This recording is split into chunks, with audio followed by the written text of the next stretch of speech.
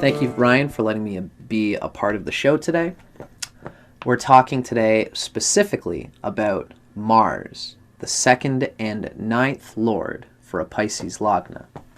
So, of course, being the ninth lord, Mars is going to be a very important planet for Pisces.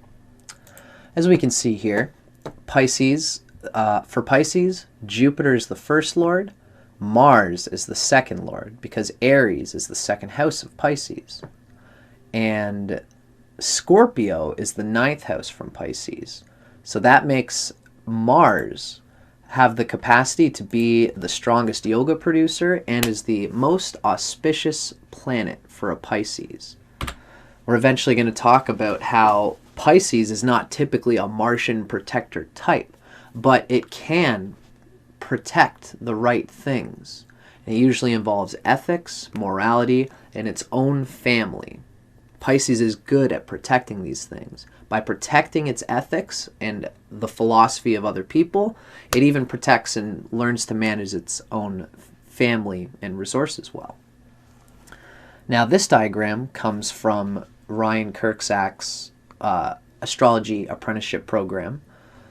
We can see here that Brihat Parashara Horashastra gives us a little clue as to how each planet relates to Pisces ascendant. In Brihat Parashara, Horashastra, we learned that Mars and the Moon are most auspicious. This is because Mars rules the ninth, which we know is an auspicious house for every ascendant, and the fifth house is also the second most auspicious planet for any ascendant. Auspicious meaning good, bringing good, positive, inspiring qualities that relate to the spirit and the nature of the soul. Now, Mars has the capacity to produce yoga, and Mars is also a marca, but it will not kill. This is a very important thing to consider for Pisces, because for most ascendants, the second house is neutral, but it has marca qualities. Marca means it's a killer, and essentially what this means is that for anybody, if you don't have a strong second lord, or if it's posited with a malefic, your desire to manage resources, if it's not going well, it could kill you in a bad dasha. That's what usually marca means. It's not necessarily so black and white, but what's interesting for a Pisces is that the second house is generally considered neutral.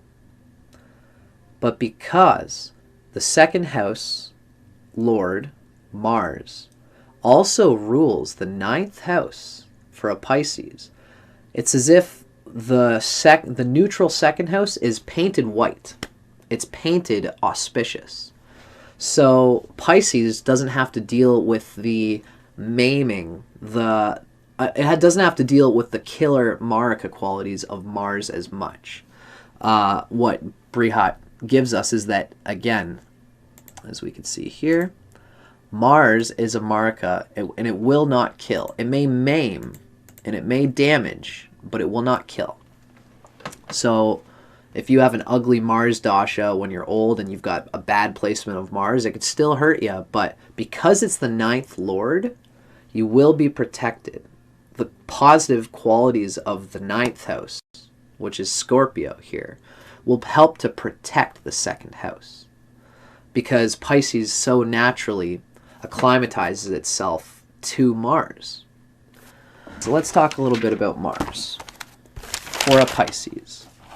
The rulership of the ninth house for Mars comes through Scorpio. Scorpio is the obsessive, absorbing sign.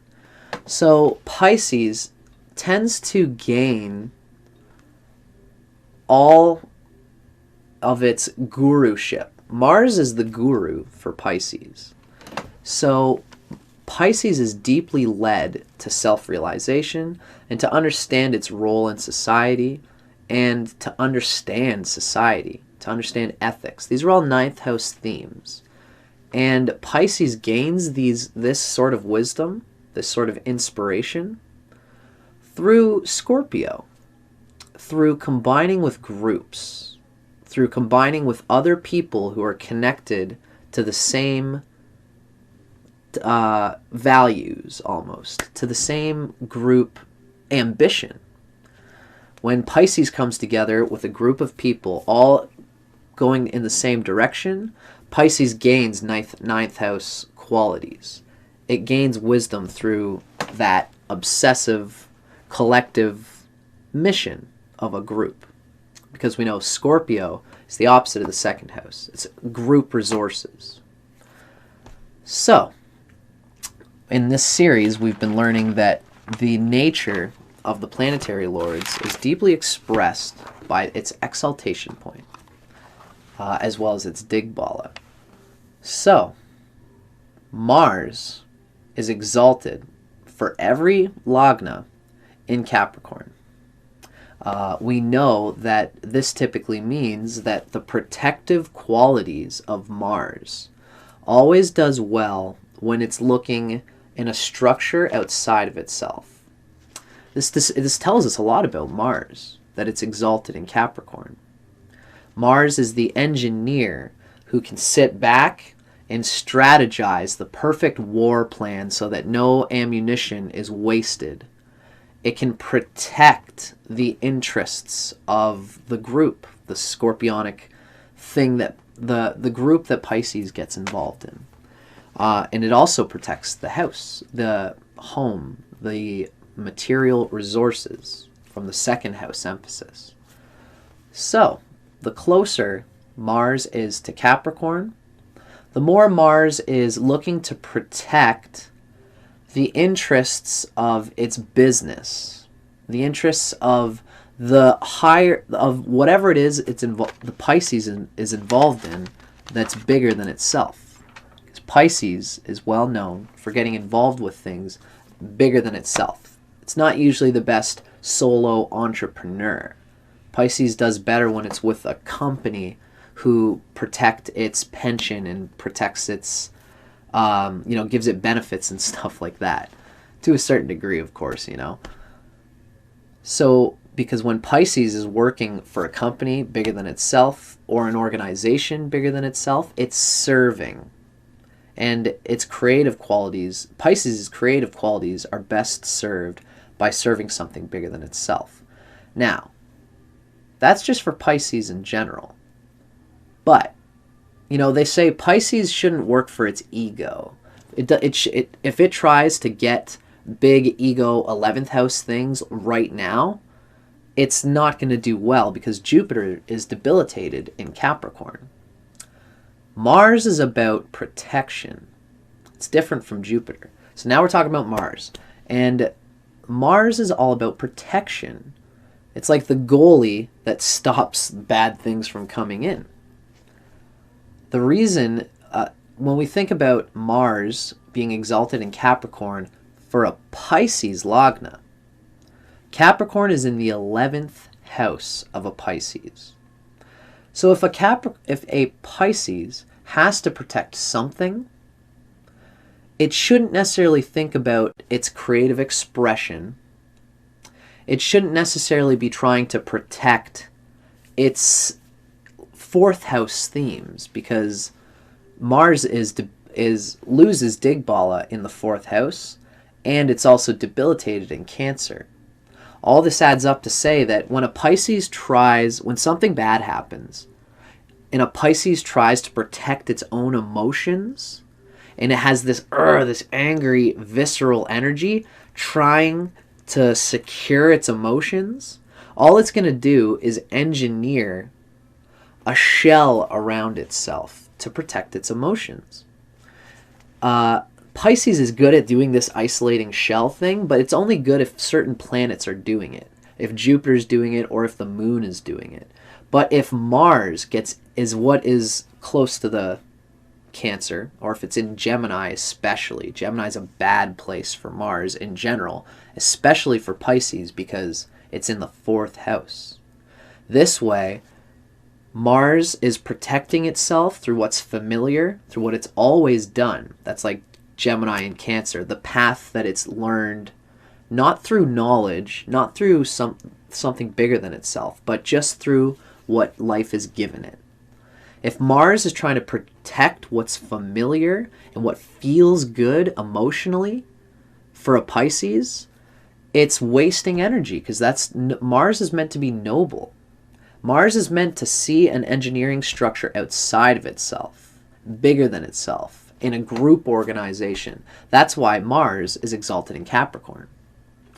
Now there's a double emphasis here. There's a black and white going on for Mars, for Pisces. And this is very important because Mars is the 9th lord, which is the most powerful planet for a Pisces.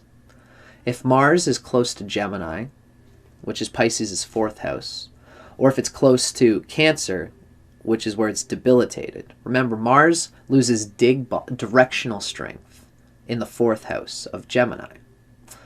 Then Mars is going to waste much energy and much resources trying to keep what's familiar, trying to keep what's emotionally familiar, trying to make its family happy, make those around its immediate vicinity happy, rather than doing what the group ethic needs. It's going to be a suck hole of attention and of trying to protect things that might have not even necessarily need protecting for the Pisces. They might have, the 4th house might even be strong and good, and they might have a good family.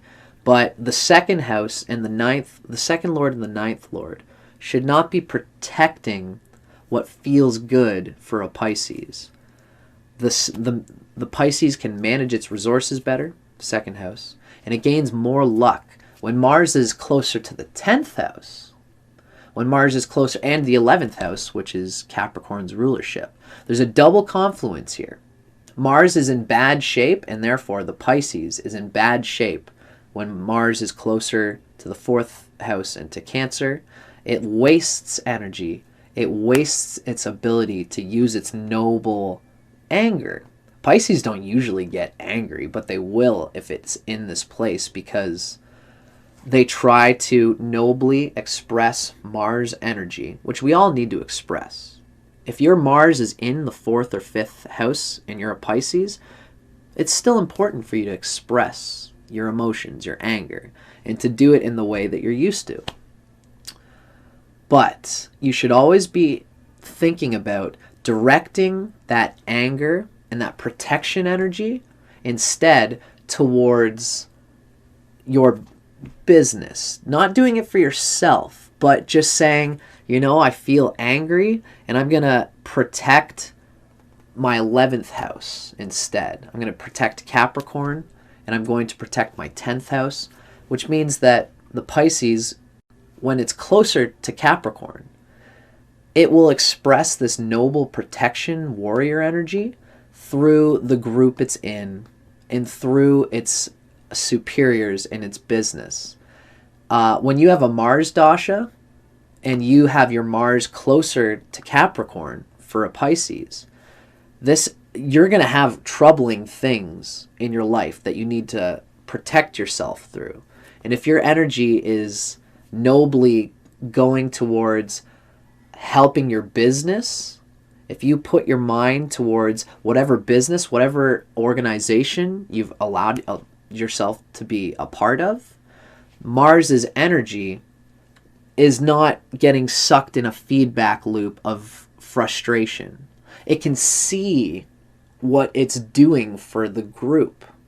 You see? Mars needs to see and get recognition from others that you protected that well because of your ethics.